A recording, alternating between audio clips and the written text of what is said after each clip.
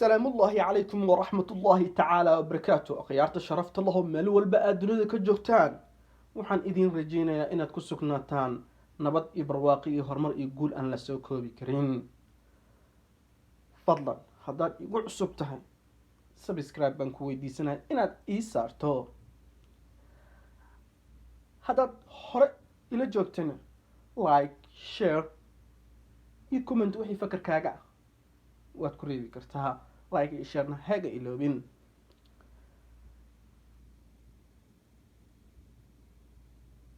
waxaan idin hayaa qaybtii ugu dambeysay qiso xanuun badan jaceylkii geerida lagu aasay qaybtiisii lixaad hadaad qaybtii koowaad iyo qaybtii labaad iyo qaybtii saddexaad iyo qaybtii afraad iyo qaybtii shanaad hadaad la socotay qaybta lixaad ee gabagabada ah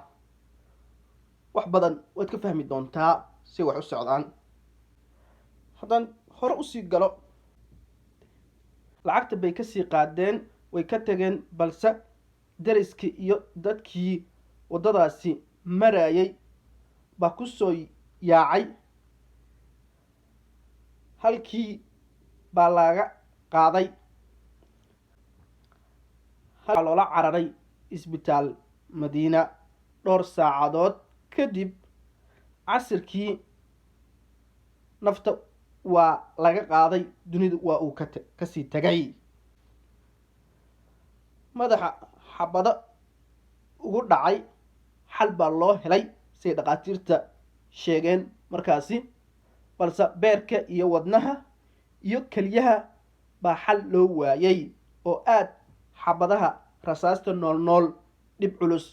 ay u geysteen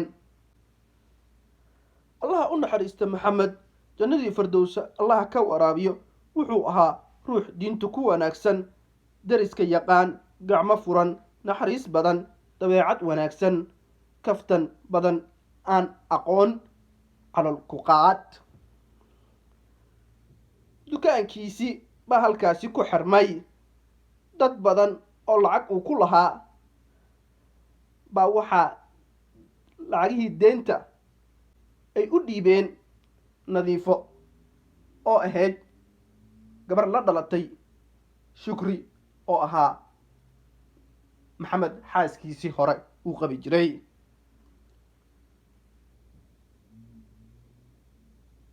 oo markaasi gacanta ay ku haysay buuggii lacagaha deenta ay ku qornaayeen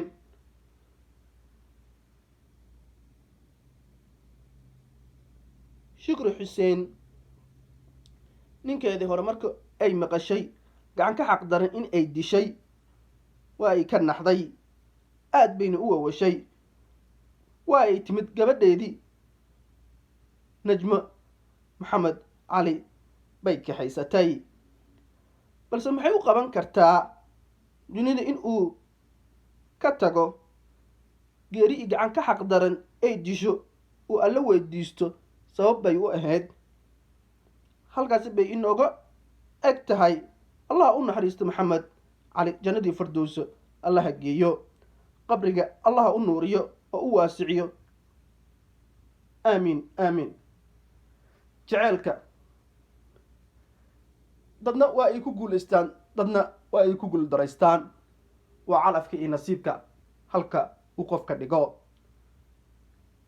laakiin rabbi subxaana wa tacaala waxaan weydiisanaynaa saan u wada dhannahay in qalbiyadeyni uu ka ilaaliyo wax dhaawaca ku keeni kara iyo jaceylka oo naga fashilmaa jaceylka waa shay qaali ah